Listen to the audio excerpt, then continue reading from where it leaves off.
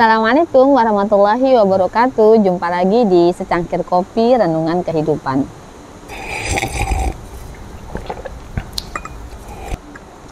Sahabat semua, kali ini saya mau ngobrolin bareng teman-teman tentang memilih teman. Banyak dari kita yang merasa kok semakin tua circle pertemanan kita semakin kecil ya, begitu. Ternyata masalah pertemanan juga sangat diperhatikan di dalam Islam, sebagaimana hadis Rasulullah SAW yang menyampaikan bahwa agama kalian atau agama seseorang itu bergantung dengan agama temannya. Mungkin familiar ya di sahabat semua tentang hadis itu, atau hadis lain yang mengatakan bahwa jika kita berteman dengan tukang minyak wangi, minimal kita akan terciprat wanginya. Tapi kalau kita berteman dengan seorang pandai besi, misalnya kita akan terciprat dari proses besi tadi ditempa begitu. Nah, saya ingin katakan bahwa salah seorang ulama besar, Imam Ibnu Rajab Al-Hambali, juga menyampaikan tips tentang pertemanan. Beliau mengkategori teman itu menjadi 4 bagian gitu ya. Dan 2 yang pertama itu harus kita pegang erat karena dia bisa menjadi syafaat buat kita, bukan cuma di dalam kehidupan dunia menolong kita dalam kebaikan, tetapi juga di akhirat nanti. Dan 2 yang terakhir gitu ya, harus kita jauhi, dan kalau bisa nggak punya yang kayak gitu, ataupun kalau ada jangan sampai kita terkait erat dengan dia. Teman yang pertama menurut Ibnu Rajab adalah teman yang seperti madu atau seperti vitamin lah ya, yang kalau ada sama dia kita tambah bertakwa, tambah senang beribadah, tambah giat berdakwah, yang kalau ketemu dia maunya tuh ibadah terus, jadi tambah mengingat Allah. Nah, untuk teman yang seperti ini pegang erat.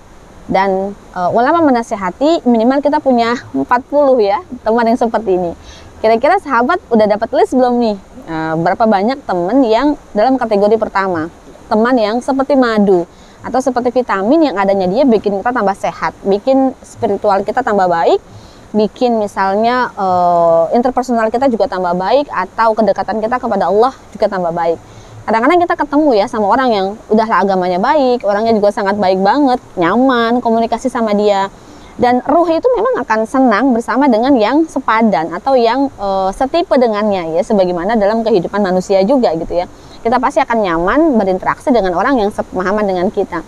Pun kalau misalnya kita memang belum mampu menyayangi ilmu gitu ya, atau kepahamannya, minimal kita senang, gandrung kepada teman-teman yang seperti ini, karena bersamanya kita akan semakin bertakwa, akan semakin terikat dengan syariat, akan semakin takut untuk tergelincir di dalam maksiat dan dosa.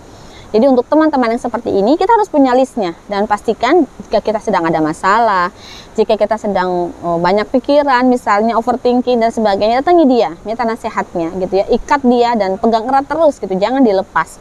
Harus punya listnya ya. Saya juga punya loh list teman-teman yang kalau saya ada masalah saya ngubungin dia gitu untuk tanya menurut pendapatmu seperti apa, atau menurut pendapat ustadzah seperti apa.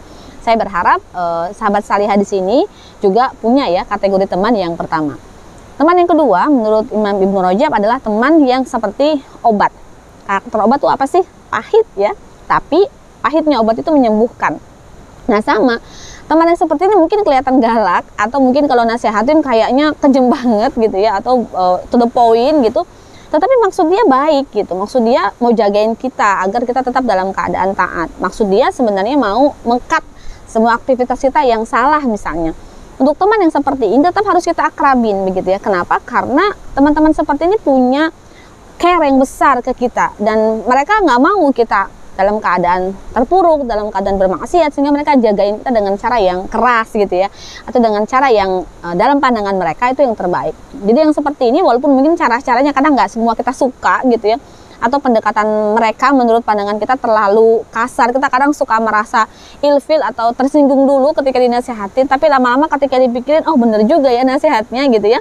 Nah, teman-teman seperti ini tetap harus dipegang, karena nasihat-nasihat mereka atau celoteh-celoteh dan sindiran mereka sebenarnya bermaksud baik gitu ya, untuk memperbaiki kita.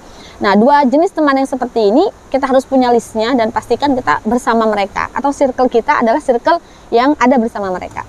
Jangan punya teman di yang ketiga ya gitu, teman yang seperti penyakit gitu ya, yang kalau ada dia kita tambah malas ibadah, kalau ada dia kita bikin jadi ilfil, kalau ada dia kita malah jadi misalnya berpikir macam-macam, tidak percaya sama qadanya Allah, semakin mudah untuk bermaksiat. Gara-gara dia kita jadi keikutan mau nonton seri Korea misalnya gitu, buang-buang waktu. Gara-gara dia kita jadi kepikiran untuk ikut gosip gitu ya. Jadi dia membawa bencana gitu, membawa penularan terhadap keburukan-keburukan. Misalnya dia habis dengerin konser di mana ceritanya begitu heboh sehingga kita tertarik, jadi suka sama artisnya gitu ya. Bisa dikatakan ini influence negatif gitu ya. Nah, teman-teman seperti ini harus dihindari. Kita harus notice dia, harus tertandain dia sebagai teman yang selalu bawa pengaruh buruk. Karena apa yang dia ceritain, apa yang dia sukai itu membawa kita untuk maksiat kepada Allah. Ada ya yang kayak gini, banyak banget gitu yang dia, aku kemarin baru dari Bali loh di sana. Wah, misalnya hal-hal yang buruk yang dia ceritakan yang kita jadi tertarik begitu gara-gara mungkin pembawaan dia yang sangat ekspresif, misalnya cara dia bercerita yang juga impresif yang bikin kita akhirnya tertarik, padahal sebenarnya apa yang dia ceritain tuh maksiat begitu ya. Di teman yang seperti penyakit yang kalau dia datang dia bawa wabah gitu, keburukan kepada kita yang tadinya kita nggak tahu malah jadi pengen tahu, yang tadinya kita nggak tertarik malah jadi tertarik gitu kepada maksiat, itu gara-gara teman gitu ya. Dan yang terakhir adalah teman yang seperti racun. Nah ini naudzubillah min dzalik ya, teman yang benar-benar bisa membawa kita sampai kepada nerakanya Allah, karena dia memang benar-benar ngajak gitu ya kepada maksiat, benar-benar memalingkan kita dari ketaatan, malah justru mungkin meledek kita, malah mendowngrade keberislaman kita. Udahlah kamu gak usah taat lah, hidup tuh dinikmatin aja, misalkan masih muda. Opini-opini negatif yang racun, atau kalau bahasa kita teman yang toksik begitu ya. Nah ini untuk yang seperti ini jangan sampai kita pelihara, maksudnya jangan sampai kita jagain dia ya, bahwa kita pernah kenal dia ya sebatas itu, tapi jangan didekati. Bukan berarti kita bilang ke dia kamu toksik, enggak gitu ya, tetapi kita betul-betul berusaha untuk tidak menghiasi diri kita dengan tawafun orang-orang yang berputar di sekitar kita adalah orang-orang yang toksik seperti itu. Bahkan dalam sebuah kitab diceritakan di sebuah daerah di Madinah gitu ya, ada sebuah keluarga yang terus bermimpi gitu tentang saudara perempuan yang telah meninggal gitu ya. Jadi saudara perempuannya ini selalu mengatakan kepanasan gitu ya. Awalnya keluarga ini mengira itu hanya bunga tidur gitu, karena orang yang sudah meninggal kan tidak bisa lagi terhubung dengan orang yang ada di dunia gitu. Tetapi mimpi ini berulang-ulang sehingga akhirnya ditanyakan kepada mufti Madinah pada saat itu adalah Imam Malik ya, sebagai salah seorang yang masya Allah sangat kita pahami sebagai ulama mu'tabar, gurunya Imam Syafi'i begitu ya, dimintai fatwa tentang bagaimana gitu dengan mimpi yang dialami oleh keluarga tadi. Lalu Imam Malik bertanya, di mana dimakamkan wanita tadi? Karena wanitanya sudah meninggal ya. Lalu datanglah ke pemakaman itu dan ditanya. Ternyata wanita tersebut dikuburkan, sampingnya adalah orang ahli maksiat. Siapa ini si fulan? Oh dia suka begini. Banyak maksiat. Ditanya lagi, siapakah orang di samping kuburan dari wanita tadi juga? Oh dia banyak maksiat, dia melakukan ini. Lalu Imam Malik mengatakan kalau begitu pindahkan ya kuburan dari wanita tadi. Nah, karena ini adalah fatwa dari seorang ulama besar yang tentu tidak sembarangan ketika menyampaikan pendapat, keluarga ini menyetujui untuk memindahkan kuburan dari saudara perempuannya begitu ya. Hingga setelah selesai proses pemindahan tersebut, lalu keluarga ini bermimpi lagi. Di dalam mimpinya ada ucapan terima kasih dari wanita tadi, terima kasih telah memindahkan kuburanku. Sekarang aku merasa tenang atau merasa tidak lagi kepanasan gitu ya.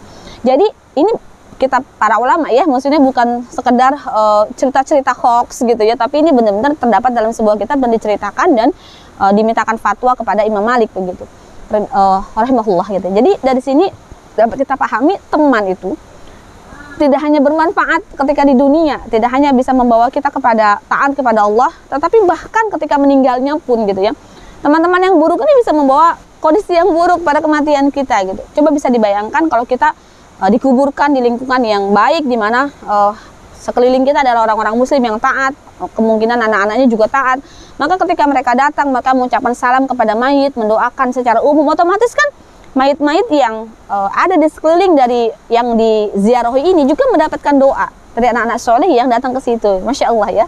Jadi memilih teman bahkan bukan hanya di dunia gitu, untuk memilih teman samping-sampingan di alam kubur saja itu ternyata berpengaruh gitu. Makanya kenapa Abu Bakar As-Siddiq radhiyallahu anhu, Umar bin Khattab radhiyallahu anhu minta izin gitu untuk bisa dimakamkan di samping Rasulullah SAW gitu. Karena tentulah orang yang datang ke sana, berziarah ke sana, mendoakan Rasul, juga mendoakan orang-orang yang ada di sekelilingnya.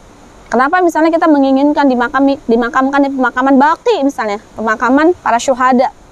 Ya karena siapapun yang akan berziarah ke sana pasti mereka sebagian besarnya memahami fadilah dari pemakaman itu, mereka juga mendoakan orang-orang yang ada di sana. Berarti orang-orang yang dimakamkan pun akan mendapatkan doanya secara umum. Masya Allah. Itulah pentingnya kita mengklasifikasi dan memilih teman, karena dia sangat berpengaruh bukan hanya pada kehidupan kita di dunia, tetapi sampai nasib kita di akhirat. Sampai jumpa di secangkir kopi berikutnya.